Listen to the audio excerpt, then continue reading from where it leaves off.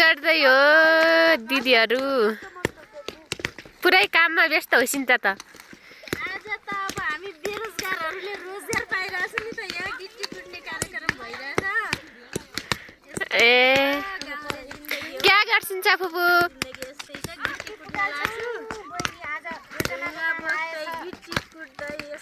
पैसा कति दिने हन् त? पैसा थाहै छैन भन्दै ल्याउदी लागेकी छ।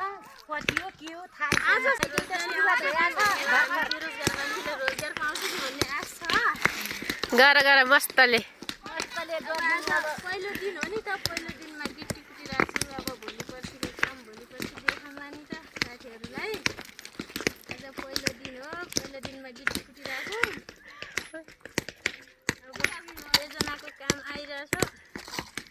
कति दिन्छन् के दिन्छन् थाहै छैन। भर्खर सुरुमा खुसी लागेको छ। फेरि पनि यस्तै रोजगार पाउँछु भन्ने आशा छ। र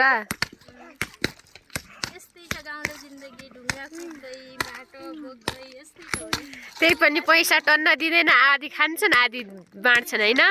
काम गर्दाखेरि यति दुःख छ। पैसा दिँदाखेरि त अब त्यस्तै हो। केही पनि हामीलाई त धेरै हुन्छ। के गर्नु त। आफू जागिरी खानु छैन, जागिरी सागिरी छैन। यस्तै छ बेरोजगार मान्छेलाई।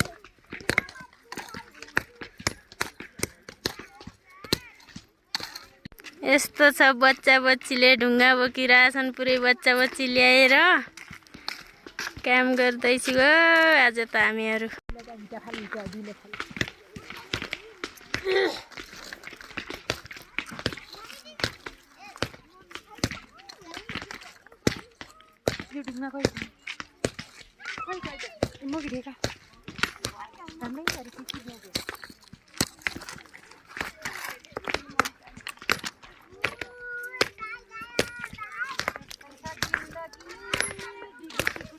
काम गरी खाने अब के गर्ने साथीहरू।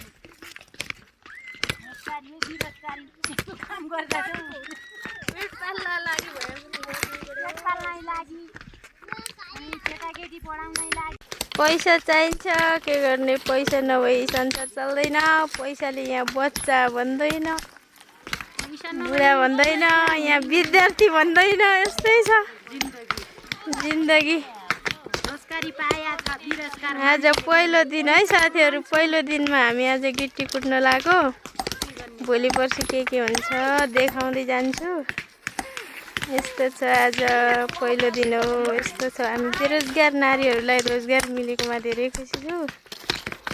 अब के गर्ने पढेको